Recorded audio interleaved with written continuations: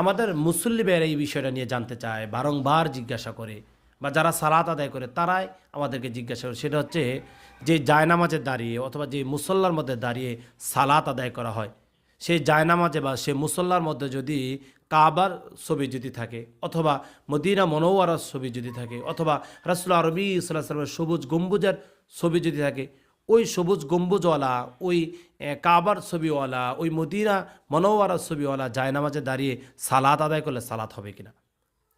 এটা গুরুত্বপূর্ণ একটি প্রশ্ন। এটা সালাতের সাথে, জায়নামাজের সাথে সম্পর্ক নয়। এটা হচ্ছে আদবের সাথে একটা সম্পর্ক। অবশ্যই সালাত আদায় হবে, কিন্তু আপনার আদবের বিষয়টা লক্ষ্য রাখতে হবে। আপনি যে জায়নামাজে দাঁড়িয়ে সালাত আদায় করছেন, সেটা হতে মদিনার ছবি, সেটা হতে কাবার ছবি দেখা যায়।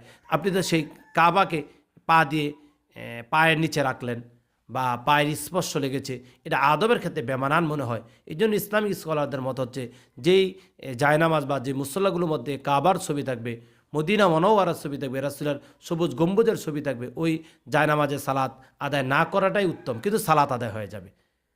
আদবের বল খেলাফ হবে আর কি। আল্লাহ তাআলা আমাদের সবাইকে কাবা, মদিনা, আল মনোয়ারার প্রতি সম্মান শ্রদ্ধা রেখে সবসময় চলার তৌফিক দান করুক। আল্লাহুম্মা আমিন।